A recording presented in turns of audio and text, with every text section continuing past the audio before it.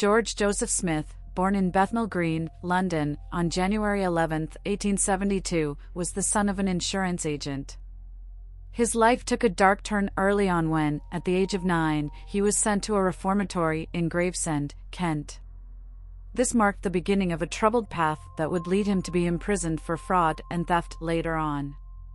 In 1896, he found himself sentenced to 12 months behind bars for convincing a woman to steal from her employers. Seizing the opportunity, Smith used the illicit gains to set up a bakery in Leicester. In 1898, adopting the alias George Oliver Love, Smith tied the knot with Caroline Beatrice Thornhill in Leicester, which was to be his only legal marriage.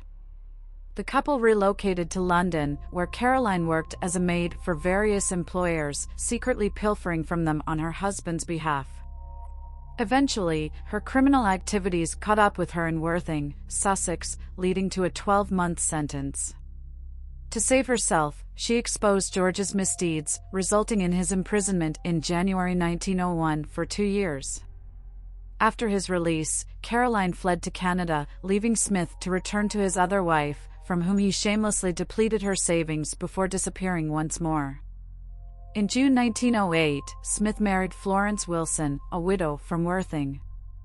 However, on July 3, he abandoned her after siphoning £30 from her savings account, a significant amount at that time. He also sold off her possessions from their residence in Camden Town, London. Shortly after, on July 30, Smith entered into another marriage, this time with Edith Peglar, who had responded to an ad seeking a housekeeper. Smith's mysterious absences, during which he claimed to be selling antiques in other cities, became a pattern. Despite these disappearances, he always returned to Peglar with money, the source of which she likely never knew. Smith's cycle of fraudulent marriages continued in October 1909 when he married Sarah Freeman, using the name George Rose Smith. Just like his previous wives, he stripped Freeman of her savings and sold her war bonds, netting a substantial sum of £400. Undeterred by the consequences of his actions, he proceeded to marry Bessie Mundy and Alice Burnham.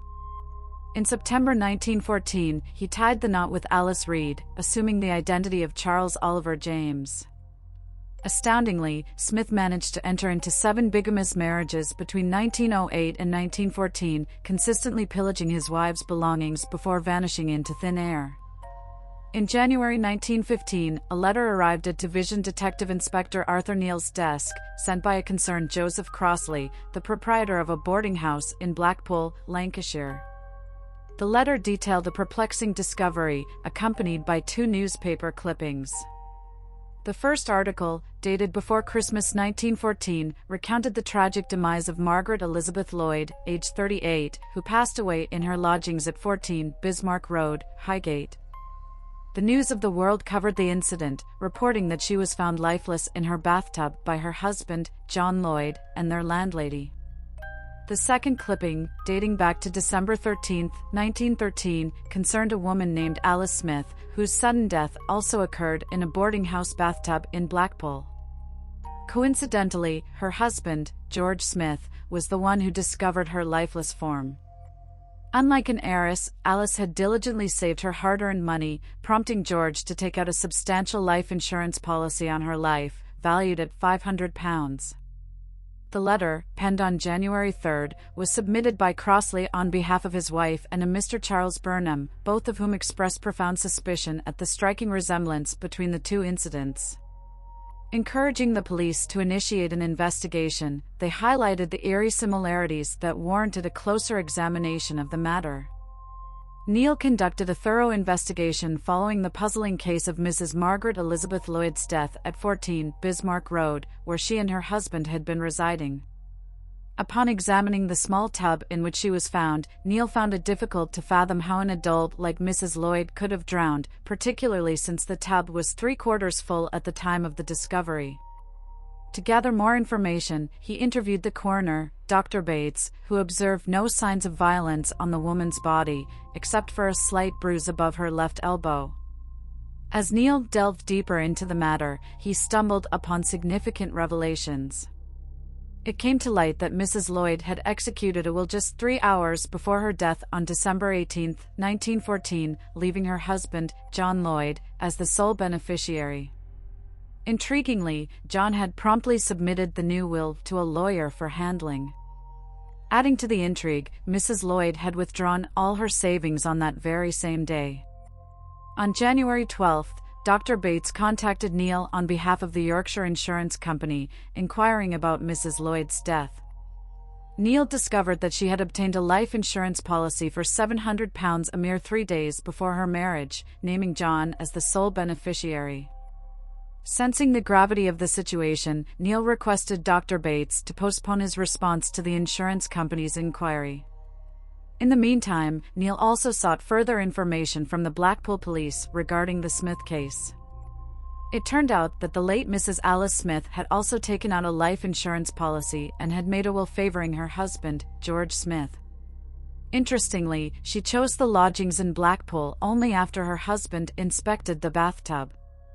With mounting evidence pointing towards John Lloyd and George Smith being the same person, Neil devised a plan to catch the suspect. He had the office under constant surveillance, anticipating the moment when the suspect would reach out to his lawyer. On February 1st, a man fitting the description of Lloyd/Smith appeared as expected. Seizing the opportunity, Neil approached him, and when asked if he was John Lloyd, the man confirmed it. Neil then inquired if he was also George Smith, to which the man adamantly denied any connection. Certain of the suspect's identity, Neil informed him of his arrest on suspicion of bigamy. Under the pressure, the man finally confessed to being George Smith and was taken into custody. Following Smith's arrest on charges of bigamy and suspicion of murder, authorities sought the expertise of pathologist Bernard Spilsbury to determine the cause of death for the deceased women. As the Home Office pathologist, Spilsbury primarily served as a consultant but was also available to directly assist the police force. To begin his examination, Spilsbury ordered the exhumation of Margaret Lloyd's body. His initial task was to ascertain whether drowning caused her death and, if so, whether it was accidental or the result of foul play. As noted previously, he confirmed the presence of the tiny bruise on her elbow and identified 2 microscopic marks. However, evidence of drowning was not extensive. No signs of heart or circulatory disease were found, but the circumstances pointed to an almost instantaneous death, as if the victim had suffered a sudden stroke.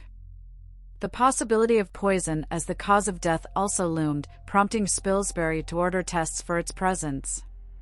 As part of their investigation, he suggested to Neil that they conduct experiments in the very same bathtub where Mrs. Lloyd had died. Consequently, the police station became the setting for this peculiar undertaking. As the investigation progressed, newspaper reports began to circulate, dubbing the case as the Brides in the Baths affair. On February 8, the chief police officer of Herne Bay, a small seaside resort in Kent, came across these stories and forwarded Neil a report concerning another death that bore striking similarities to the previous 2 cases. Approximately a year before Burnham's unfortunate demise in Blackpool, a man named Henry Williams had rented a house on 80 High Street, which curiously had no bathtub. Accompanying him was his wife, Beatrice Bessie Mundy, whom he had married in Weymouth, Dorset, in 1910. Strangely, 7 weeks after renting the house, Williams decided to rent a bathtub. On a particular occasion, he took Bessie to see Dr. Frank French, a local GP, due to what he described as an epileptic seizure, although she had only complained of headaches. The doctor prescribed some medication for her headaches. However, on July 12, 1912, Williams roused Dr. French, stating that his wife was having another seizure. When the doctor arrived, he found Bessie's lifeless body in the tub, submerged with her head underwater, her legs stretched out straight, and her feet protruding. Dr. French observed no signs of violence and attributed the cause of death to epilepsy. Strangely, just 5 days before her passing, Bessie had made a will, leaving an impressive sum of £2,579 to her husband. Upon Neil's request, photographs of Smith were sent to Herne Bay for possible identification. Meanwhile, Neil traveled to Blackpool, where Spilsbury was performing an autopsy on Alice Smith. The results mirrored those of Margaret Lloyd's case, with no signs of violence, indications of instantaneous death, and minimal evidence of drowning. Moreover, there were no traces of poison found on Margaret Lloyd's body, leaving the investigators perplexed. Spilsbury meticulously measured the corpse and arranged for the bathtub to be transported to London for further examination. Back in London, Neil received confirmation from Herne Bay that Henry Williams was, in fact, also John Lloyd and George Smith. When Spilsbury examined Bessie Williams, he identified one definite sign of drowning: goose pimples on the skin of her thigh. This was in line with the patterns found in the other two deaths. Consequently, the bathtub in which Mrs. Williams had met her demise was also sent to London for thorough investigation. For weeks, Spilsbury engaged in deep contemplation, meticulously analyzing the bathtubs and the measurements of the victims. He focused on the peculiarities of an epileptic seizure's first stage, characterized by a stiffening and extension of the entire body. Considering Bessie Williams' height of 5 feet 7 inches and the tub's length of 5 feet, it became apparent that the upper part of her body would have been pushed up the sloping head of the tub, far above the water level. In the subsequent stage, violent spasms of the limbs occurred, where the limbs were drawn up to the body and then flung outward. Given Bessie's size, it would have been impossible for her to submerge underwater, even during the third stage when her muscles were relaxed, as the tub was too small. Drawing upon Dr. French's account of finding Bessie Williams in the bathtub, Spilsbury formulated a compelling hypothesis.